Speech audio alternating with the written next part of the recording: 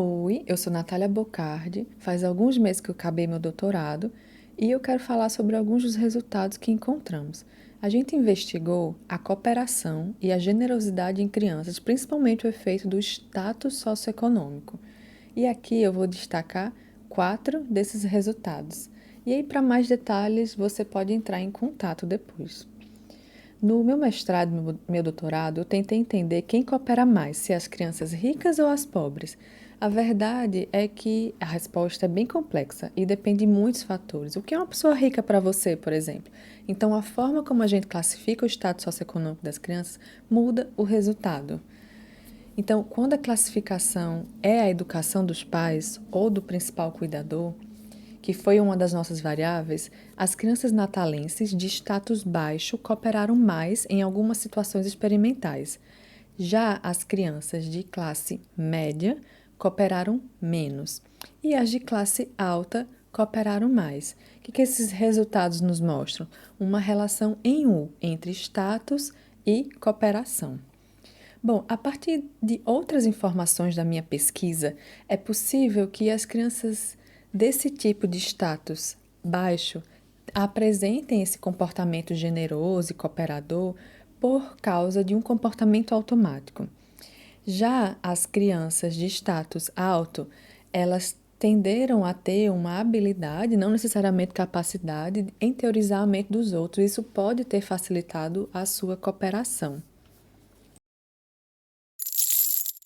Segundo conjunto de resultados, a gente também fez uma medida composta de status objetivo. Juntamos 3 características da família da criança: acesso a bens e serviços e poder de compra, nível educacional e status profissional. E aí, nessa classificação, as crianças de classe baixa também cooperaram mais, enquanto que as de classe média cooperaram menos. Não tivemos crianças de classe alta, o que é uma pena, mas nada que estudos futuros não possam verificar. Uma possível explicação contextual para isso: todas as crianças moravam em bairros de baixa renda. Então, o que pode ter acontecido é que as de classe média se comportaram com o estereótipo da classe alta nesse contexto. Pesquisas futuras precisam verificar essa hipótese explicativa. Bom, além da medida objetiva, existe outro jeito de medir o status socioeconômico, que é como a pessoa se sente ou se enxerga em relação ao seu próprio status. São medidas subjetivas. Por exemplo, pense em você, pense numa escada, quanto maior o degrau, maior o status. Em qual degrau você se considera em relação à renda e à educação em relação às pessoas de Natal e em relação às pessoas do bairro onde você mora? Então, fizemos uma classificação parecida com a família das crianças e os resultados foram bem interessantes. As de status baixo cooperaram mais novamente, mas as de status alto cooperaram menos. Isso nos faz questionar: será que a sensação subjetiva tem uma relação mais forte com o comportamento que se espera da classe alta, que é ser individualista, do que a classificação objetiva? Bom, parece que sim. Quarto resultado: a gente também observou o comportamento das crianças dentro da sala de aula. Então, enquanto elas assistiam às aulas, a gente prestou atenção se elas faziam algum comportamento específico, como emprestar uma borracha ou xingar um colega. Classificando o status dessas crianças através da educação parental, temos que as crianças de status alto foram mais solitárias dentro da sala de aula e que as de status baixo se comportaram de forma mais agressiva e negativa do que as demais crianças. Então, as mesmas crianças que cooperaram mais nos jogos foram aquelas mais solitárias ou mais agressivas. Como assim, né? Assim, primeiro, não podemos perder de vista que somos seres complexos. E aí, talvez a teoria da mente, no caso das crianças de maior status, explique essa aparente contradição, já que teorizar a mente do outro permite uma maior flexibilidade do comportamento. E talvez as crianças da classe baixa tenham motivações diferentes dependendo da situação, de alcançar um maior status ou uma maior conexão, por exemplo. O legal da ciência é que ela está em constante movimento e aprendizado, então que venham futuras pesquisas para entender melhor esses resultados. Bom, resumindo, a gente viu que a relação entre a generosidade e a cooperação com o status socioeconômico depende do tipo de medida comportamental, do contexto e de outros fatores individuais. Provavelmente também depende de outros fatores socioeconômicos em outros níveis e, como vimos, depende muito da medida de status utilizada.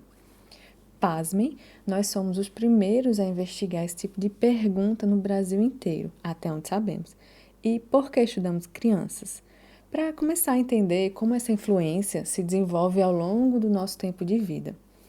Nossos resultados são bem interessantes, mas ainda temos muitos questionamentos e muita pesquisa para fazer, então eu peço cuidado. Não é certo julgar as pessoas a partir destes ou de outros resultados. Por quê? É uma tendência, não é determinística, é uma relação complexa e ainda estamos nos primeiros passos dessa área. Se quiser saber mais, entre em contato pelo e-mail, Twitter ou Instagram.